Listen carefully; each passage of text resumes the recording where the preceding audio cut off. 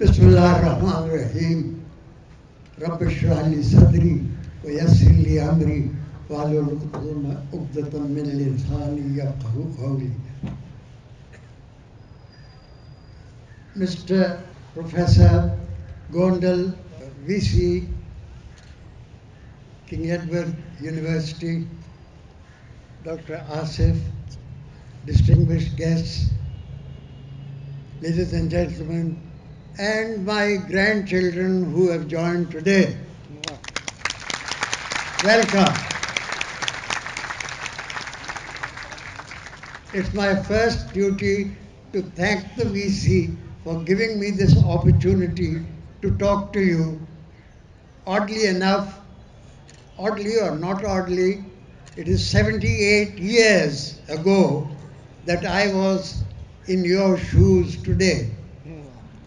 I joined the King Edward Medical College in 1944. And believe it or not, till today, I have been in continuous contact one way or the other, as a teacher, as a principal, as a friend, as an occasional speaker, whatever. And it's been a pleasure all the way through. You have joined, congratulations, you have joined the premier institution of the country. All countries and all different areas have some special institutions.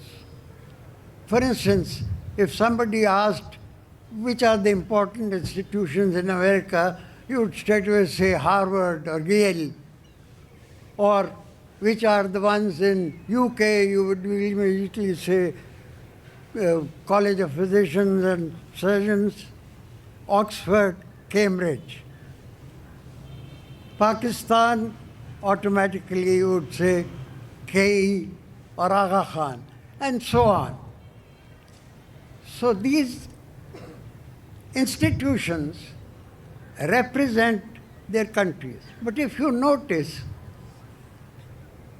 the names given to these institutions are usually names of people or places. Oxford is it's a place. Cambridge is a county. Similarly, most of the institutions are named after people. And that's where the similarity ends. But I think that the name should also indicate what the institution is all about. And in that respect, I want to talk to you for a few minutes. How does KEMU represent what is being done here?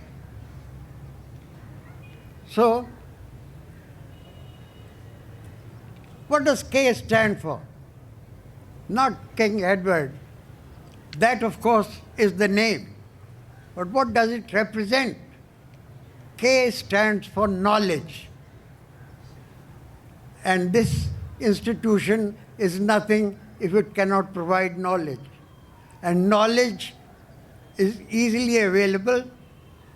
It is in the library, it is in the books, it's in the classrooms and the qualified staff to deliver it.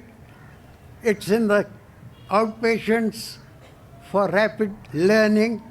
If it's in the inpatients and the bedside for clinical bedside teaching. So knowledge is all around if you just have the intention to acquire it.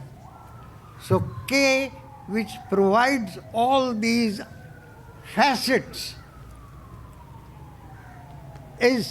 stands for the first letter of KE.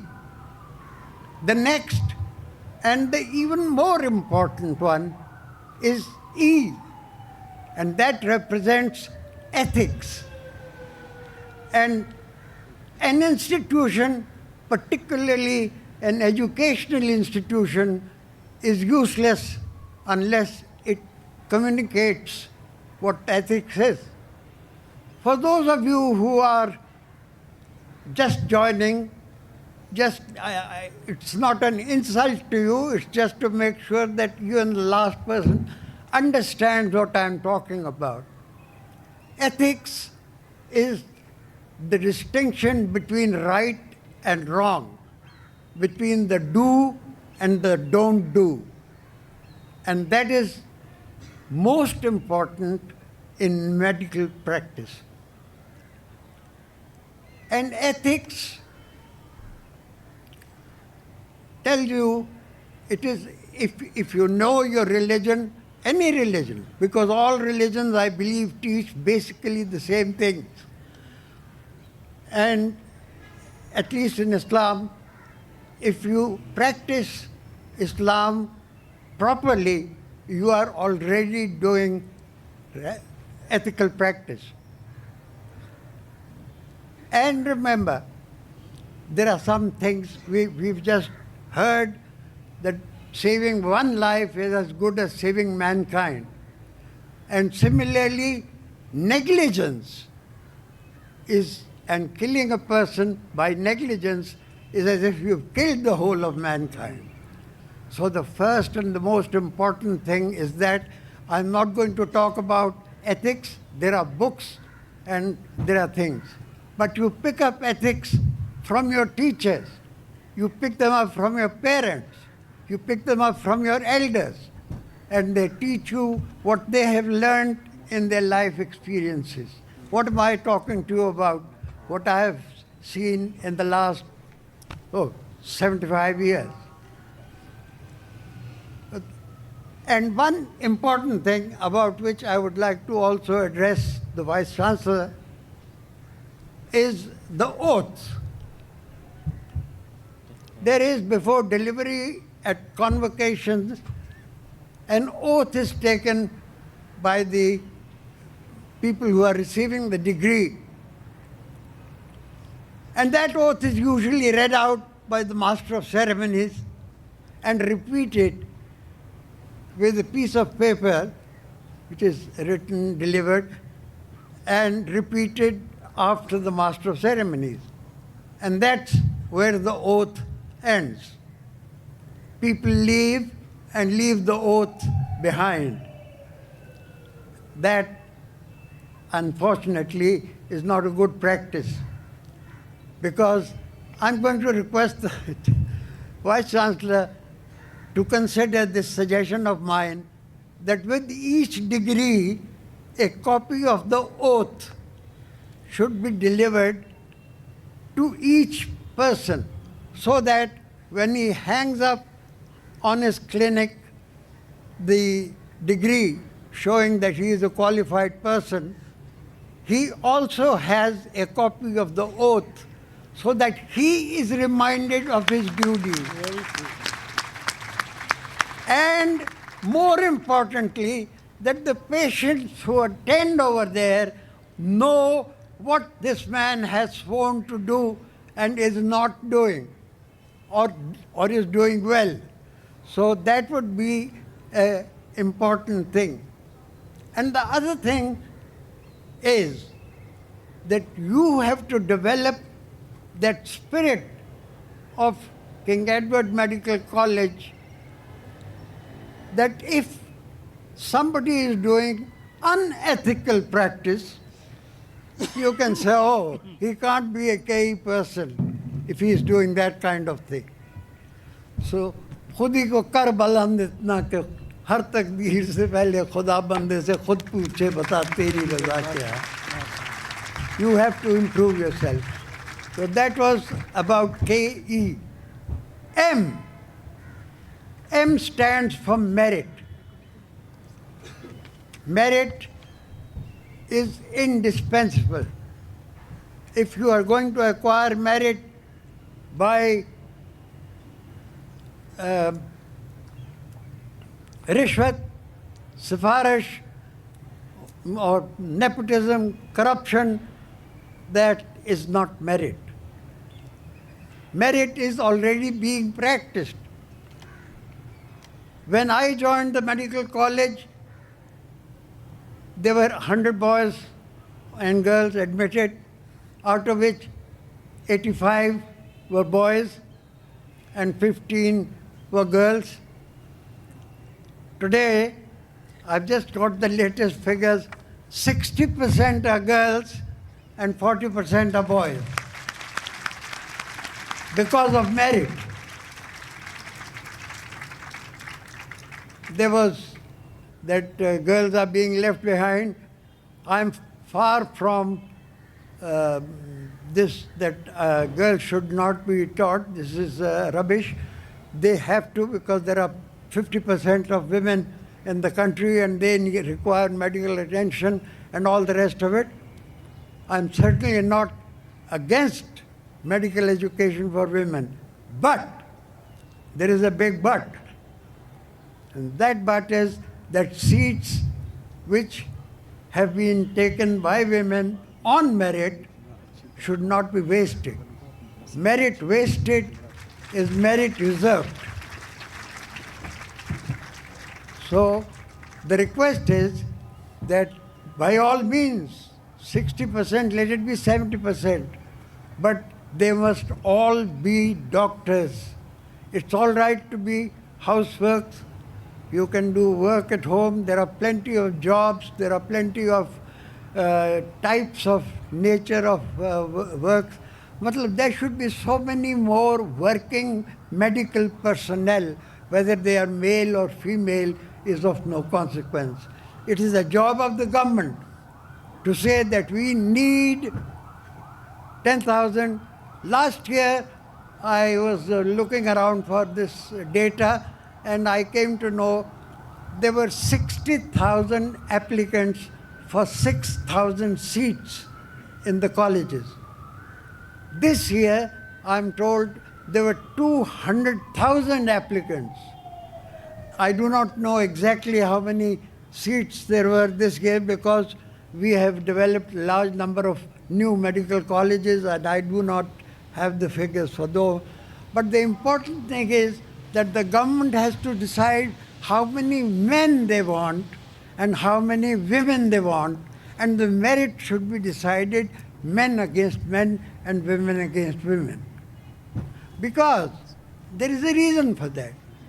We cannot expect in our social setup to send a 22-year-old girl to sit in the village and do medicine at the mercy of the local people over there.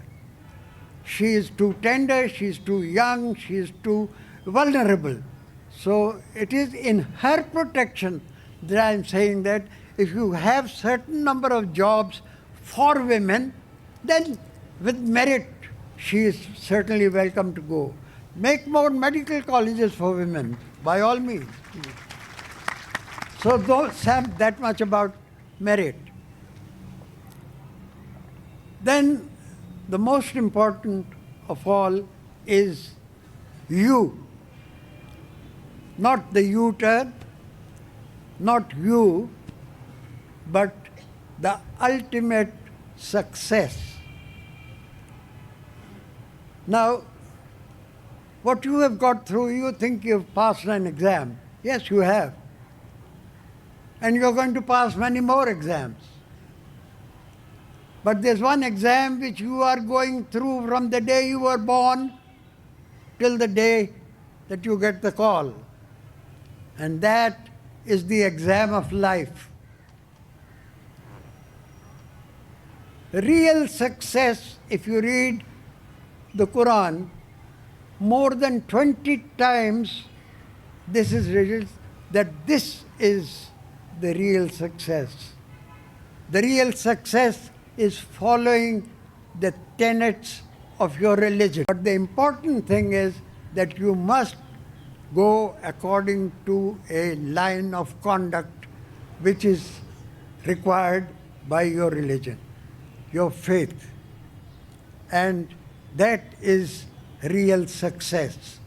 These are what you are going through are steps towards success. You must first decide in your mind, what is success? Does success mean wealth, cars, helicopters, plazas, property? Is that success? I'm sorry, that is a totally wrong idea of success, because we do not know. We do not know how that wealth came and from where it came and how it was spent. And these are questions which will be asked on the day of judgment. I'm not going to go into religious talk, but all I'm saying is that you have to be honest, sincere, and you have heard just now something which is in my book, and which actually I thought this meeting was going to be held in the hall, and I talked to the publisher, and he said he could arrange to have. We have published a student's edition, especially, which is cheaper. By cheap and rich, I don't mean, I have no part in that. That is all for charity. And but that is a cheaper edition for students. I think you may benefit from it because there are quotes from the Quran in that. There are my mistakes which I have made as a doctor, my successes, whatever they have been, and our faults as a nation, and our good points as a nation. So I've covered most of the things. I have not tried to hide anything or to be very brave or so those are the things which I wanted to talk to you about, that these are the things, when you say KEMU, King Edward Medical University, these are the things which you are supposed to be focusing on knowledge, on ethics, on merit, on ultimate success according to the Holy Prophet and his following. I have added, I want to congratulate you again and keep up the name of the King Edward Medical College and raise it higher.